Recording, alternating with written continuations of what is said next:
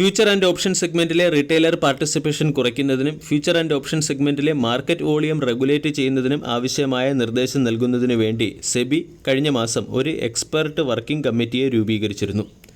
ഈ expert working committee കഴിഞ്ഞ ദിവസം സെബിക്ക് ചില നിർദ്ദേശങ്ങൾ നൽകിയെന്ന് മണി കൺട്രോൾ റിപ്പോർട്ട് ചെയ്തിട്ടുണ്ട്. ഇന്ത്യയിലെ ഫ്യൂച്ചർ ആൻഡ് ഓപ്ഷൻ സെഗ്മെൻറ്റ് അല്ലെങ്കിൽ ഡെറിവേറ്റീവ് സെഗ്മെൻറ്റ് വളരെ വലിയൊരു വളർച്ചാ ഫേസിലൂടെയാണ് കടന്നുപോകുന്നത്. 2018 ഫിനാൻഷ്യൽ ഇയറിൽ ഫ്യൂച്ചർ ആൻഡ് ഓപ്ഷൻ സെഗ്മെൻറ്റിലെ ഡെറിവേറ്റീവ് ടേൺ ഓവർ 210 ലക്ഷം കോടിയായിരുന്നെങ്കിൽ അത് 2024 ഫിനാൻഷ്യൽ ഇയർ ആയപ്പോൾ 500 ലക്ഷം കോടിയായി മാറി. റീറ്റെയിലേഴ്സിൻ്റെ പാർട്ടിസിപ്പേഷൻ ഏകദേശം ഇരട്ടിയാവുകയും ചെയ്തു. ഇവിടെ 10ൽ 9 ഓപ്ഷൻ ട്രേഡേഴ്സും നഷ്ടത്തിലാണെന്നുള്ളതും 50,000 രൂപയുടെ ആവറേജ് ലോസ് സഹിക്കുന്നുണ്ടെന്നും സെബിയുടെ റിപ്പോർട്ട് വന്നിട്ടും റീറ്റെയിലേഴ്സിന് എഫ്&ഒ സെഗ്മെൻറ്റിലെ താൽപ്പര്യം കൂടി വരികയും റീറ്റെയിലേഴ്സിൻ്റെ എണ്ണം ഓരോ ദിവസം കഴിയുന്തോറും വർദ്ധിക്കുകയുമാണ്. ഇതിനെ റെഗുലേറ്റ് ചെയ്യുന്നതിന് വേണ്ടിയുള്ള ചില നിർദ്ദേശങ്ങളാണ് സെബി എക്സ്പെർട്ട് കമ്മിറ്റിയോട് ആവശ്യപ്പെട്ടത്. എക്സ്പെർട്ട് കമ്മിറ്റി നൽകിയിരിക്കുന്ന ഒന്നാമത്തെ നിർദ്ദേശം ഡെറിവേറ്റീവ് കോൺട്രാക്റ്റ് സൈസ് ഉയർത്തുക എന്നുള്ളതാണ്. ഉദാഹരണത്തിന് 5 ലക്ഷം രൂപയുടെ ഡെറിവേറ്റീവ് കോൺട്രാക്റ്റ് സൈസിനെ 20 മുതൽ 30 ലക്ഷം രൂപയിലേക്ക് ഉയർത്തുക എന്നുള്ളതാണ് ഒന്നാമത്തെ നിർദ്ദേശം. ഉയർന്ന ഡെറിവേറ്റീവ് കോൺട്രാക്റ്റ് മൂലം സാധാരണ ട്രേഡേഴ്സിന് ഇത്രയും ഉയർന്ന കോൺട്രാക്റ്റ് അഫോർഡ് ചെയ്യാൻ സാധിക്കുകയില്ല. ഈ അൺഅഫോർഡബിലിറ്റി റീറ്റെയിലേഴ്സിൻ്റെ എണ്ണം മാർക്കറ്റിൽ കുറയ്ക്കും. രണ്ടാമത്തേത്, ഒരു എക്സ്ചേഞ്ചിന് ഒരാഴ്ച ഒരു ദിവസം മാത്രം വീക്ക്ലി എക്സ്പയറി നൽകുക എന്നുള്ള തീരുമാനമാണ്. ഇതുവഴി ട്രേഡേഴ്സിന് നാരോ റേഞ്ചിലുള്ള മൂവ്മെൻറ്റിൽ മാത്രമേ ട്രേഡ് ചെയ്യാൻ സാധിക്കുകയുള്ളൂ. പ്രത്യേകിച്ചും എക്സ്പയറി ദിവസമാണ് മാർക്കറ്റിൻ്റെ വോളറ്റിലിറ്റി വഴി ട്രേഡിംഗ് റേഞ്ച് വർദ്ധിക്കുന്നത്. ഇത് കുറയ്ക്കുന്നത് വഴി സ്ട്രൈക്കുകൾ കുറയ്ക്കാനും സഹായിക്കും. അതുപോലെ തന്നെ ഓപ്ഷൻ ബയേഴ്സിൽ നിന്നും ഓപ്ഷൻ പ്രീമിയം മുൻകൂറായി കളക്ട് ചെയ്യാനും കൂടാതെ ഇൻട്രാഡേയിൽ പൊസിഷൻ ലിമിറ്റ് ഏർപ്പെടുത്താനുമുള്ള നിർദ്ദേശങ്ങളും എക്സ്പെർട്ട് കമ്മിറ്റി സെബിക്ക് നൽകിയിട്ടുണ്ട്. ഇതെല്ലാം റീറ്റെയിലർ എഫ്&ഒ ട്രേഡേഴ്സിനെ പ്രതികൂലമായി ബാധിക്കുന്ന രീതിയിലുള്ള അപ്ഡേറ്റുകളാണ്.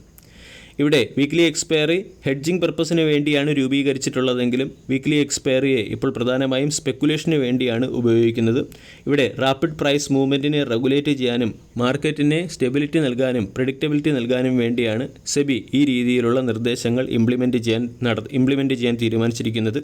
ഇത് എഫ്&ഒ ട്രേഡേഴ്സിനെ സംബന്ധിച്ചിടത്തോളം ഒരു നെഗറ്റീവ് അപ്ഡേറ്റാണ്. രണ്ടാമത്തേത്, ചില പ്രധാനപ്പെട്ട സ്റ്റോക്കുകളിൽ വന്ന ലേറ്റസ്റ്റ് അപ്ഡേറ്റുകളിലേക്ക് കടക്കാം. ഒന്നാമത്തേത് RVNL എന്ന company middle east, north Africa region, European LLC കമ്പനിയുമായി ചേർന്ന് ഒരു മെമ്മറാൻഡം ഓഫ് അണ്ടർസ്റ്റാൻഡിങ്ങിൽ ഒപ്പുവെച്ചിട്ടുണ്ട്. മിഡിൽ ഈസ്റ്റ്, നോർത്ത് ആഫ്രിക്ക റീജിയനിൽ റെയിൽ നെറ്റ്വർക്ക് എസ്റ്റാബ്ലിഷ് ചെയ്യുന്നതിനും അതുപോലെ തന്നെ rail network design and execute ചെയ്യുന്നതിനും വേണ്ടിയാണ് ഈ രണ്ട് കമ്പനികളും മെമ്മറാൻഡം ഓഫ് അണ്ടർസ്റ്റാൻഡിങ്ങിൽ ഒപ്പുവെച്ചിരിക്കുന്നത്. കൂടാതെ RVNL എന്ന കമ്പനിക്ക് മഹാരാഷ്ട്ര മെട്രോ റെയിൽ കോർപ്പറേഷൻ്റെ സൈഡിൽ നിന്നും എലിവേറ്റഡ് മെട്രോ സ്റ്റേഷൻ നിർമ്മിക്കുന്നതിന് വേണ്ടി 187 കോടി രൂപയുടെ ഓർഡർ ലഭിക്കുകയും ചെയ്തു. ഈ ന്യൂസ് മാർക്കറ്റ് അവറിന് ശേഷം പുറത്തു വന്ന അപ്ഡേറ്റാണ്. ഇതിനു മുകളിലുള്ള മാർക്കറ്റ് റിയാക്ഷൻ RVNL എന്ന സ്റ്റോക്കിൽ പ്രതീക്ഷിക്കാം. RVNL എന്ന സ്റ്റോക്ക് കഴിഞ്ഞ ഒരാഴ്ച കൊണ്ട് മാത്രം 40% റിട്ടേൺ നൽകി. ചുരുങ്ങിയ സമയം കൊണ്ട് സ്റ്റോക്ക് ഉയർന്ന രീതിയിലുള്ള റിട്ടേൺ നൽകുകയും കണ്ടിന്യൂസ് അപ് ട്രെൻഡിലേക്ക് നീങ്ങുകയും ചെയ്യുന്നതുകൊണ്ട് ഫ്രഷ് പൊസിഷന് അത്ര സ്യൂട്ടബിൾ അല്ല. ആൾറെഡി സ്റ്റോക്ക് ഹോൾഡ് ചെയ്യുന്നവർക്ക് ട്രെയിലിംഗ് സ്റ്റോപ്പ് ലോസ് വഴിയോ അല്ലെങ്കിൽ സ്റ്റോക്ക് ഹോൾഡ് ചെയ്യാവുന്നതാണ്. RVNLനെ സംബന്ധിച്ച് നമ്മൾ ശ്രദ്ധിക്കേണ്ട ഒരു പ്രധാന അപ്ഡേറ്റ്, ഗവൺമെൻറ് OFS പ്രഖ്യാപിക്കാൻ സാധ്യതയുള്ള ഒരു സ്റ്റോക്ക് ആയതുകൊണ്ട് RVNL എന്ന സ്റ്റോക്കിൽ പൊസിഷൻ എടുക്കുന്നവരും ഒരല്പം ജാഗ്രത പാലിക്കണം. രണ്ടാമത്തെ അപ്ഡേറ്റ് ഹാവൽസ് ഇന്ത്യ ലിമിറ്റഡുമായി ബന്ധപ്പെട്ടതാണ്. കഴിഞ്ഞ ട്രേഡിംഗ് സെഷനിൽ ഹാവൽസ് 2% ഉയർന്ന് 1925 ക്ലോസിംഗ് നൽകി. 1.20 ലക്ഷം കോടി രൂപയുടെ മാർക്കറ്റ് ക്യാപ്പുള്ള കമ്പനിയുടെ വാല്യൂഷൻ 94.94, ഡിവിഡൻഡ് yield 0.47%. ഹാവൽസ് അതിൻ്റെ കേബിൾ മാനുഫാക്ചറിംഗ് കപ്പാസിറ്റി വർദ്ധിപ്പിക്കാൻ തീരുമാനിച്ചു. ഇതിനുവേണ്ടി 375 കോടി രൂപയുടെ ഇൻവെസ്റ്റ്മെൻറ്റ് കമ്പനിയുടെ അൽവാറിലെ മാനുഫാക്ചറിംഗ് പ്ലാന്റിൽ നടത്താൻ തീരുമാനിച്ചു.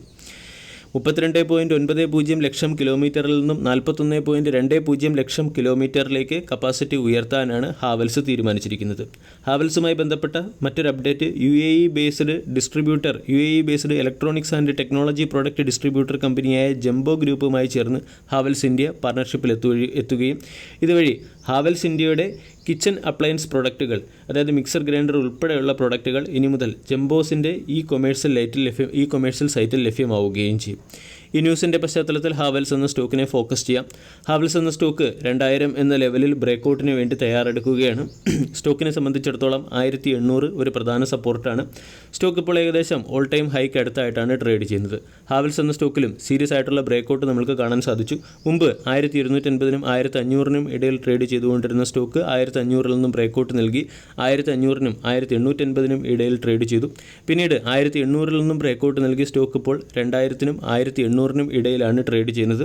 ഇവിടെ നിന്നും ബ്രേക്കൗട്ടിന് അനുകൂലമായ ഒരു ന്യൂസും അതുപോലെ തന്നെ അനുകൂലമായ ഒരു പാറ്റേൺ ഫോർമേഷനുമാണ് സ്റ്റോക്കിൽ കാണുന്നത്. വീഡിയോ എല്ലാവർക്കും ഇഷ്ടമായി എന്ന് വിശ്വസിക്കുന്നു. താങ്ക്